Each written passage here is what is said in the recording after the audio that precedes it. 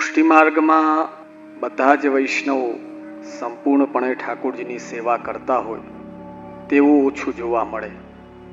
પણ જે વૈષ્ણવ ઘરે પણ સેવા કરે અને શ્રી મહાપ્રભુજી ગોસાઈજીના નિધિ સ્વરૂપ સન્મુખ પણ આવીને સેવા કરે અને ગુરુ ઘરની પણ સેવા કરે, આ ત્રિવિધ સેવા જે વૈષ્ણવ કરતો હોય નિસ્વાર્થ ભાવથી, તેના ઉપર શ્રી ઠાકોરજીની કૃપા અને ગૌલોકની પ્રાપ્તિ, ભગવત ધામની પ્રાપ્તિ એની નિશ્ચિત છે, એમાં કોઈ શંકાને સ્થાન નથી.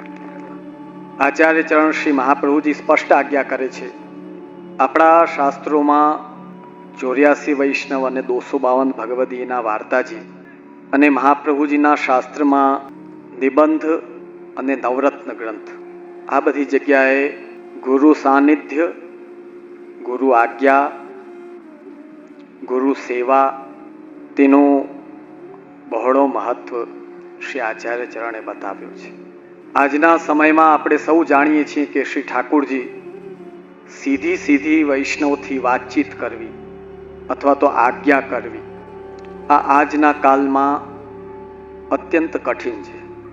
તો શ્રી ઠાકોરજીની આજ્ઞા, ઠાકોરજીની ઈચ્છા, તે જાણવાના ઉપાય શું, કેમ સમજવું? જ્યારે આપણે પ્રભુ સેવામાં લાગીએ ત્યારે જોજો તરત મન ન લાગે. લગભગ વૈષ્ણવને એવું થાય કે પહેલા 3 મહિના ખૂબ પ્રેમથી સેવા કરે, પછી રોજનો રૂટીન બની જાય અને ફટાફટ સેવા કરીને મંદિરને તાલા મંગલ કરી બહાર આવીને મોબાઈલ ઉપર બેસે, ત્યારે આમ હૃદયને શાંતિ થાય કે હાસ આવ્યા પાછા લૌકિકમાં, રૂટીન બની જાય. પણ શ્રી ઠાકોરજી એટલા કૃપાળુ છે. શ્રી મહાપ્રભુજીની કાનીથી, કાની એટલે શ્રી મહાપ્રભુજીને વચ્ચે રાખીને જ્યારે આપણે સેવા કરીએ તો શ્રી ઠાકોરજી તે જીવાત્માની સેવા ભલે જલ્દી કરતો હોય, ઓછું મન લગાવીને કરે, ઘણીવાર મન વિના કરે, તો પણ શ્રી ઠાકોરજી મહાપ્રભુજીને જોઈને આજના જીવાત્માની સેવાને સ્વીકાર કરે છે. અને એ સેવા કરતા શ્રી મહાપ્રભુજીની કૃપાથી જ્યારે મન લાગવા લાગે તો ઠાકોરજીની ઈચ્છા શું છે એ કેમ જાણવું? આજના સમયમાં ઠાકોરજી આપણી સેવાથી પ્રસન્ન છે કે નહીં તે કેમ જાણવું? તો પહેલો પ્રકાર સમજો વૈષ્ણવ, સેવા પૂર્ણ કર્યા પછી કોઈ પણ પ્રકારના લૌકિક ચિંતા કે ઉદ્વેગ તે તમને ઘેરી ન રાખે અને સેવામાંથી જ્યારે લૌકિકમાં આવો તો પ્રસન્ન ચિત્ત હોય. જેથી આવો પ્રસન્ન ચિત્તથી તમે સેવા પૂર્ણ કરીને બહાર આવો, તમારે સમજવાનું કે શ્રી ઠાકોરજીએ આજે પ્રસન્નતાથી મારી કરેલી સેવાને સ્વીકૃત કરી છે. આ પહેલી નિશાની. આચાર્ય ચરણ આજ્ઞા કરે છે કે ઘણીવાર વૈષ્ણવને ઈચ્છા થાય કે હું ઠાકોરજી માટે આ કરાવું કે તે કરાવું, કંઈ પણ ઈચ્છા જાગે, તો એને કેમ જાણવી? તો શ્રી આચાર્ય ચરણ સ્પષ્ટ કરે છે વિવેક ધૈર્યાશ્રય ગ્રંથમાં. સમજો વૈષ્ણવજનો, તમને મનમાં કોઈ પ્રકારની પ્રેરણા થઈ, જેમ તમને બતાડું કે આ ઘણા બિચારા મુંબઈના એવા વૈષ્ણવ કે જેમને સત્સંગનો અભાવ હોય, તો અમે આવા ફોટા સુધી જોયા છે કે આજે ઓલી ક્રિસમસનો દિવસ છે તો શ્રી ઠાકોરજીને પણ ઓલી સેન્ટા ક્લોઝની જે ટોપી હોય ને એ ધરાવે, એટલે કે પહેરાવે, અથવા તો લૌકિક કોઈ પણ પ્રકારના વસ્ત્રો ધારણ કરાવે. એક વાત પાકી સમજો, પુષ્ટિ માર્ગમાં ખાસ કરીને પુષ્ટિ પ્રભુ છે તે ન મંત્રથી બંધાયેલા છે, ન તંત્રથી બંધાયેલા છે, ન સંપત્તિથી બંધાયેલા છે, ન આપણામાં કોઈ રહેલા હુનરથી બંધાયેલા છે. પુષ્ટિ પ્રભુ એવા છે કે જે શ્રી મહાપ્રભુજી અને મહાપ્રભુજીના માર્ગ અનુસાર નિસ્વાર્થ ભાવનો જે પ્રેમ છે, એનો જે સાવ નાનો તાંતણો છે, એનાથી આપણા પુષ્ટિ પ્રભુ બંધાયેલા છે. જો મહાપ્રભુજીનો ક્રમ, મહાપ્રભુજીની રીતિ, એનો આપણે ત્યાગ કરીને લૌકિક રીતિ અપનાવીએ તો શ્રી ઠાકુરજીની એ લૌકિક રીતિમાં પ્રસન્નતા હોતી નથી. મર્યાદા માર્ગની દ્રષ્ટિએ જુઓ, મીરાબાઈ ભગવાન સાથે ઓતપ્રોત હતા એવું નથી. તો મર્યાદા માર્ગી ભક્ત હતા, એ ક્યાં પુષ્ટિ માર્ગી હતી. પણ ગલતી ક્યાં કરી ગયા જુઓ, કે રાજાએ ઝેર મોકલાવ્યું તો એ ઝેર પણ શું કે શ્રી ઠાકુરજીને ભોગ ધર્યો. પુષ્ટિ માર્ગી રીતિ શું કહે છે? જેટલું જેટલું ઉત્તમ અને આપણા પ્રભુ આપણા બાલક છે, આપણા ધણી છે, આપણા સર્વસ્વ છે, એને આપણે ઝેર કેમ ધરાવી? ન ધરાવીએ વિષ આપણે. એમને જે ગમે, એમને પ્રિય હોય અને મહાપ્રભુજીએ જે બતાવ્યું હોય તે આપણે બધું ધરાવીએ પ્રભુ. તો સમજો વૈષ્ણવજનો, પુષ્ટિ માર્ગીય સેવા અને પુષ્ટિ પ્રભુની આજ્ઞા, એ આજ્ઞા પુષ્ટિ માર્ગને અનુકૂળ છે તો અવશ્ય કરવાની. જો પુષ્ટિ માર્ગ એ પ્રકારથી અલગ હોય અને આવા સેન્ટાક્લોઝ જેવા વસ્ત્ર ધરાવવાનો મુદ્દો આવે તો ત્યાં ભાવ નહીં કરવાનો, મને ભાવ થયો. એવી રીતે પુષ્ટિ માર્ગમાં સેવા ન હોય. પુષ્ટિ માર્ગ આખો સ્ટ્રક્ચર જ શ્રી મહાપ્રભુજીથી. પુષ્ટિ માર્ગીય સ્નેહ પણ શ્રી મહાપ્રભુજીથી. પુષ્ટિ પ્રભુ પણ પોતાનું વ્રજનું નંદગ્રહ છોડીને તમારા ઘરે એક ખાનામાં કે એક રૂમમાં, અમે વૈષ્ણવના ઘરે જઈએ એટલે જો અમને બધે ચક્કર મરાવે, જે ઉપર પધારો ને આખા ઘરમાં ચક્કર લગાવો. આપ જુઓ એટલા સરસ રૂમ બનાવ્યા હોય ને પછી છેલ્લે પૂછે ઠાકુરજીને કે એક ખાનો ઠાકુરજી માટે હોય ખાનો. એ શું કે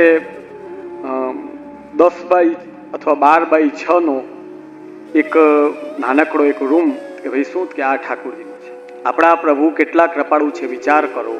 કિમાસનમ તે ગરુડાસનાય, જેને ગરુડનો આસન છે, લક્ષ્મીજી જેના પત્ની છે, નંદગ્રહ છે, વૈકુંઠ ધામ છે, શું કમી છે? એમને આવશ્યકતા નથી ક્યાંય જવાની. નૈવાત્મનઃ પ્રભુરયમ નિજલાભ પૂર્ણ માનમ જનાદ વિદુષઃ કરુણો વૃણીતે યત યત જનો ભગવતે વિદધીત માનમ તચ્ચાત્મને પ્રતિમુખસ્ય યથા મુખશ્રી. શ્રીમદ ભાગવત બતાવે છે, નૈવાત્મનઃ પ્રભુરયમ નિજલાભ પૂર્ણ. કોઈ એમને માન આપે, કોઈ એમને ભોગ ધરાવે, કોઈ એમને શૃંગાર કરે, કોઈ એમને મોંઘી વસ્તુ ધરે, એવી જરૂર નથી. એમ લક્ષ્મીજી જેમના ચરણ દબાવતા હોય એને આધુનિક આપણી મોંઘી વસ્તુ શું અસર કરે? બોલો. ચરણ લક્ષ્મીજી દબાવે, જે લક્ષ્મીજી માટે આખી દુનિયા સવારથી ઉઠીને રાત સુધી દોડાદોડી કરે છે, એ લક્ષ્મીજી શું કે ક્ષીરસાગરમાં એમના ચરણ દબાવે છે. તો આપ તો નિજલાભપૂર્ણ છે.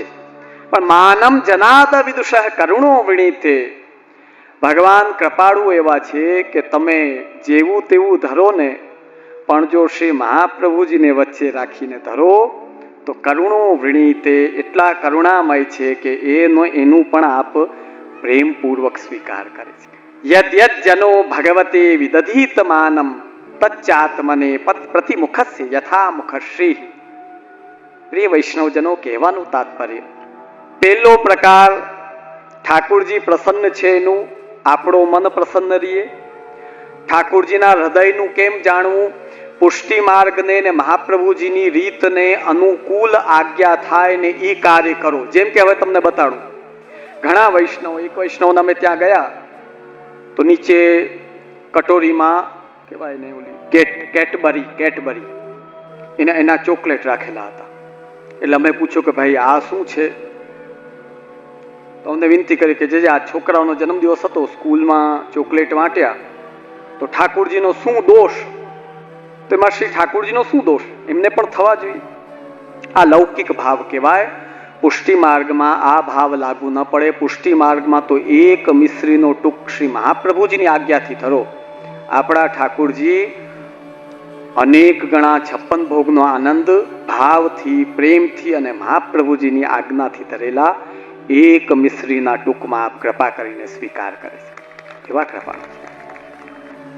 એટલે પુષ્ટિ માર્ગમાં જે કાર્ય કરો એ એમની રીત અનુસાર કરો ને એ રીત અંતર્ગત જ્યારે આજ્ઞા થાય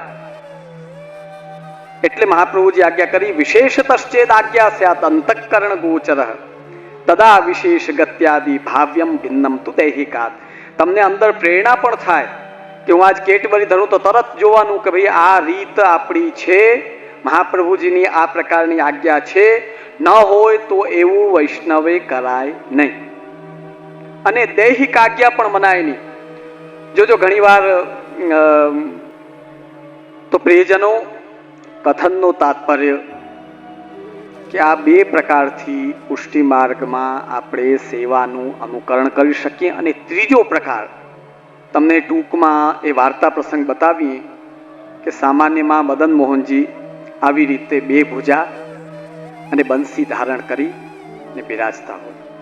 આપણા મદન મોહન પ્રભુ શ્રી મહાપ્રભુજીના સેવક ગદાધર દાસજી માથે કે જે વૈષ્ણવ પાસે એક પણ રૂપિયો હતો નહીં કે કોઈ દી રૂપિયાનો સંચય કરતા નહીં, આજે જે દ્રવ્ય આવ્યું આજે ને આજે ઠાકુરજીને અરુગાવી દીધું, આવું અવ્યાવ્રત વ્યવહાર કરવાવાળા ગદાધર દાસ કપિલ એમની ઉપર આપણા શ્રી મદન મોહનજી બિરાજતા.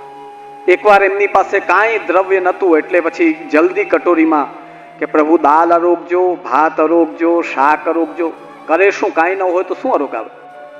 માંગવા ન જતા, ક્યાંય લેવા ન જતા. પછી 2 દિવસ આ ક્રમ ચાલ્યો, પોતે ભૂખા રહે અને ભાવ કરીને ભોગ ધરે. ત્રીજા દિવસે એક યજમાન આવ્યો, એણે રૂપિયા આપ્યા તો એટલો બધો તાપ થયો કે હું મારા ઠાકુરજીને કાંઈ નથી અરોગાવી શકતો. એટલે બજારમાંથી જઈ શુદ્ધતાથી જ્યાં બ્રાહ્મણો વાનગી બનાવતા ત્યાંથી જલેબી લાવી શ્રી મદન મોહનજીને ભોગ ધરી અને કહ્યું, પ્રભુ આપ અરોગો. ત્યારે એમના ભાવરૂપ જલેબીને જોઈ ને આપણા શ્રી મદન મોહન પ્રભુ 2 ભુજાને બદલે 4 ભુજા કરી ને એ જલેબીને આરોગ્યા. તો આપણા પ્રભુ એવા છે કે જે નિષ્કિંચન વૈષ્ણવને ત્યાં પણ જલ આરોગીને પણ ચલાવે અને પ્રેમથી 56 ભોગ ધરો તો એ પણ આનંદથી 4 ભુજાથી આરોગે. તો આપણા શ્રી મદન મોહન પ્રભુનો 56 ભોગ હવે 1 અઠવાડિયા પછી જ છે.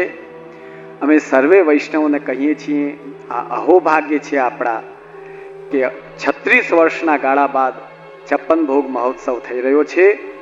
તો અમે સર્વ વૈષ્ણવોને હૃદયથી ખૂબ ખૂબ આમંત્રણ આપીએ છીએ. બધા ખૂબ આનંદથી આવો, દર્શન, સેવા અને ભગવત પ્રસાદનો ખૂબ ખૂબ બધા લાભ ઉઠાવો.